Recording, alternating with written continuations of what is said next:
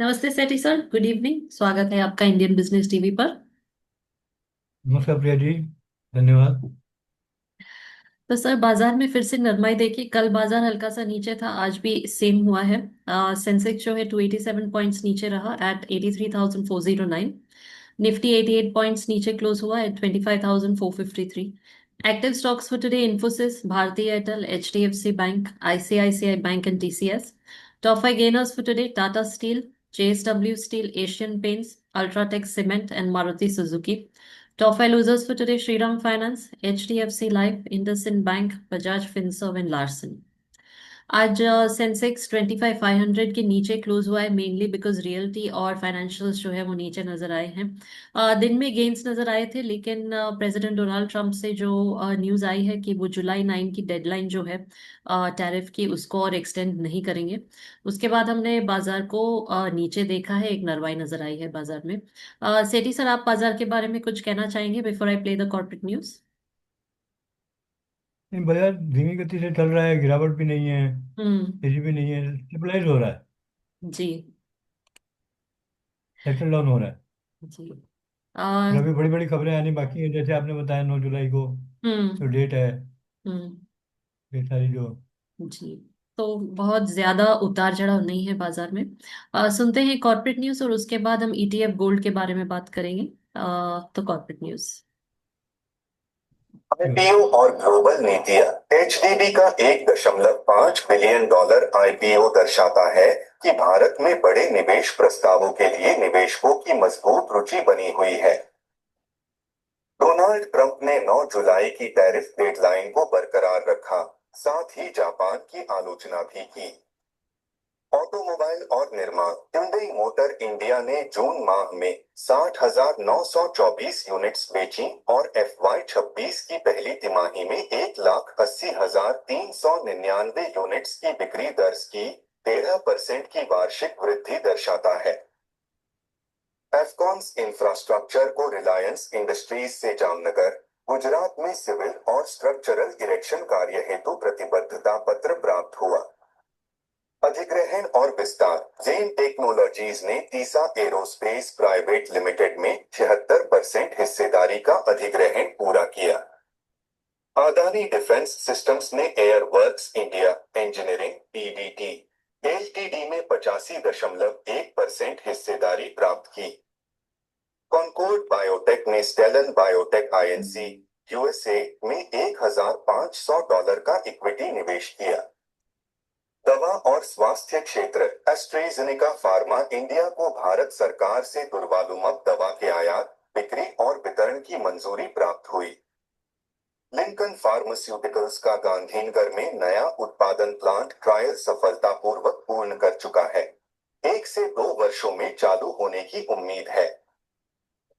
यात्रा और बीमा। थॉमस कुक इंडिया और उसकी समूह कंपनी सॉट ट्रैवल ने ग्रैब श्योर शुरू किया, जो समग्र समर्थन और वित्तीय सुरक्षा प्रदान करता है।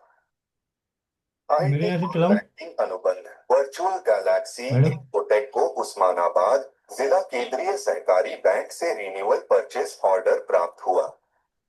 इति लिमिटेड को ओडिशा और छत्तीसगढ़ राज्यों में लगभग 88 रुपए करोड़ के विभिन्न अनुबंध मिले हैं। देव आईटी एलटीडी को एलिबस लाइफ साइंसेज से महत्वपूर्ण ऑर्डर प्राप्त हुए हैं। संरचना और पर्यावरण कार्य। एनबीसीसी इंडिया एलटीडी को एफबीसीएन गोरुवरहा जू से अफ्रीकन जू, सफारी प्लाजा, एनिमल हॉस्पिटल और क्वारंटाइन सुविधा के प्रबंधन एवं निगरानी कार्य हेतु कार्यादेश प्राप्त हुआ है। तो ये रहे आज के कॉर्पोरेट न्यूज। अब हम बात करते हैं गोल्ड के बारे में, गोल्ड ईटीएफ के बारे में। तो ये ऑडियो सुन लेते हैं और फिर देखते हैं। हम आजकल देख रहे हैं कि काफी सारी कंपनियां जो हैं, कॉर्पोरेट्स हैं, वो भी गोल्ड खरीद रहे हैं। So what are the reasons, तो सुनते हैं ये। ईटीएफ गोल्ड पे क्या चल रहा है? ईटीएफ गोल्ड का ट्रेंड। 2020 में भारत की गोल्ड ईटीएफ होल्डिंग सिर्फ 21 टन थी, जो 2025 में 63 टन से ज्यादा हो चुकी है।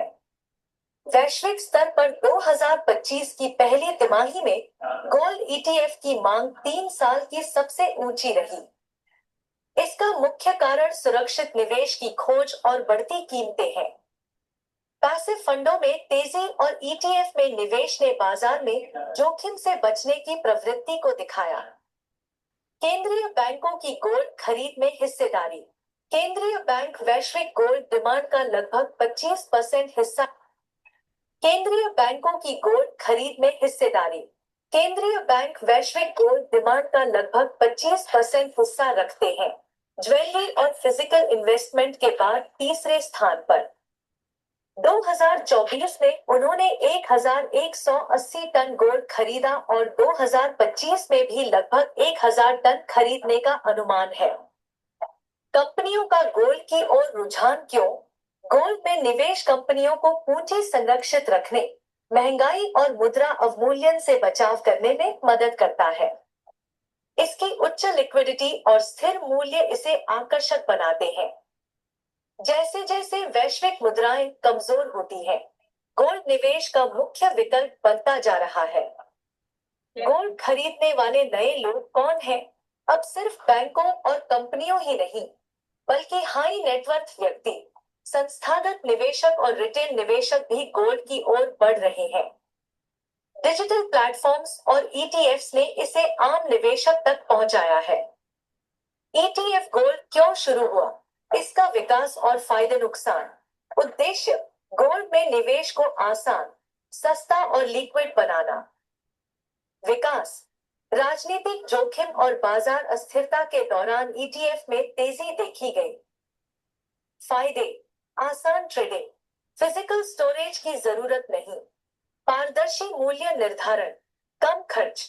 नुकसान: फिजिकल गोल्ड नहीं मिलता, मैनेजमेंट फीस लागू होती है, ट्रैकिंग एरर की संभावना। कुछ ईटीएफ में काउंटर पार्टी रिस्क हो सकता है। गोल्ड से जुड़ी कम ज्ञात बातें। अब गोल्ड का संबंध ब्याज दरों और डॉलर से कम होता जा रहा है। स्टॉक मार्केट में तेजी होने पर भी गोल्ड की कीमत बढ़ती है। टेक्नोलॉजी और इंडस्ट्री में भी गोल्ड का उपयोग होता है। $500 की वृद्धि बहुत तेजी से होती है, जिससे इसकी मांग और अस्थिरता बढ़ गई है। ईटीएफ गोल्ड की मात्रा बढ़ाने के सुझाव। निवेशकों को ईटीएफ के फायदे और जोखिमों पर जागरूक करें। छोटे निवेशकों के लिए फ्रैक्शनल यूनिट्स शुरू करें। मैनेजमेंट फीस घटाएं। होल्डिंग्स और ट्रैकिंग एरर को पारदर्शी बनाएं। डिजिटल प्लेटफॉर्म्स के माध्यम से वितरण बढ़ाएं।